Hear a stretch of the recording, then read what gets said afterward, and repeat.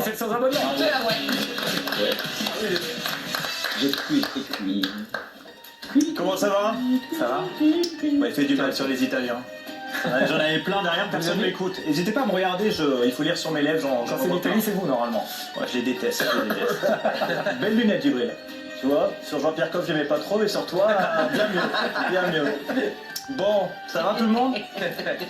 Je vous le dis, moi, ça a été une semaine plutôt compliquée. Vous savez, on sort des municipales et je me suis retrouvé à débattre avec des gens compliqués. Tu sais, parfois on parle des gens en bas de plafond.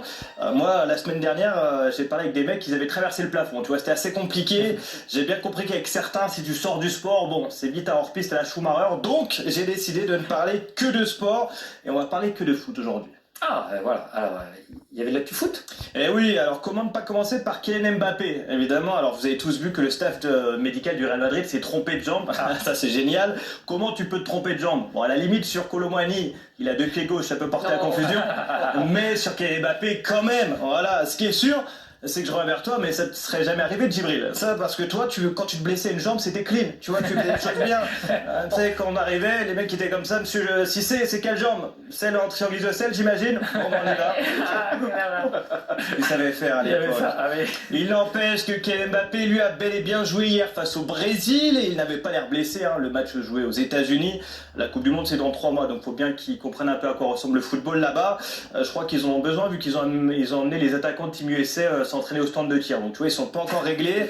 Après, jouer aux États-Unis, ça a permis à Léon Marchand de rendre visite à l'équipe de France. Voilà, s'il veut passer voir les défenseurs de l'Olympique Lyonnais aussi derrière pour apprendre à comment ne pas couler dans un match important, ça serait plutôt sympa.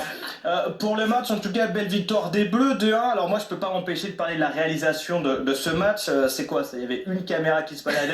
C'est quoi qui se prépare? On prépare une Coupe du Monde ou la fête de l'UMA? Faut m'expliquer parce que là, on n'y est pas. Il y avait pas de caméra centrale, pas de caméra isolée, pas de drone. J'imagine qu'ils sont réquisitionnés pour l'Iran. En attendant, c'était assez compliqué. Le Brésil d'Ancelotti se prépare donc à jouer sans Neymar. Et lui se prépare en jouant au poker. Pourquoi pas? Après, jouer au poker, ça peut te permettre d'être appelé. Regardez Patrick Burel. Bon, c'est à l'autre tribunal, mais appelé quand même. Il a répondu. Bon, allez, passons au reste de l'actualité, s'il vous plaît. Lens PSG va donc être reporté. C'est le conseil d'administration de la LHP qui a voté pour. Un conseil d'administration présidé par Vincent Labrune. Voilà, c'est toujours important de préciser. Dans les affaires d'abus sexuels, on veut savoir qui est le coupable. Voilà. Lens se fait donc enfiler et va donc jouer 3 matchs en une semaine dans la dernière ligne droite. Mais il fallait s'adapter au PSG qui n'a pas l'effectif, effectivement, pour enchaîner. Vous le savez, ça reste un club financé par une entreprise familiale qui a des puits de pétrole dans le jardin, mais une entreprise familiale quand même. Le conseil d'administration confirme qu'il se veut le plus juste possible. C'est pour ça qu'ils ont refusé de déplacer le match au Parc des Princes. On peut quand même saluer ce geste. Voilà. Pourtant, Vincent Labrune avait quand même avancé les arguments météo, mais ça n'a pas suffi, heureusement. John Textor va poursuivre l'Olympique Lyonnais. Ça me régale toujours pour des transferts frauduleux. Le plus drôle étant que les transferts frauduleux ont été faits quand lui était président de l'OL, pourquoi pas. C'est l'hôpital qui se fout de la charité, c'est Jeffrey Epstein qui se plaint des tapages nocturnes sur son île. Enfin, c'est plutôt génial.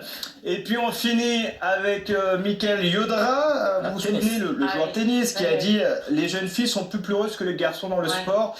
Je peux vous dire qu'il n'a jamais joué avec Grégory Hacher au padel, parce que parfois, les plus grandes pleureuses ne sont pas des femmes.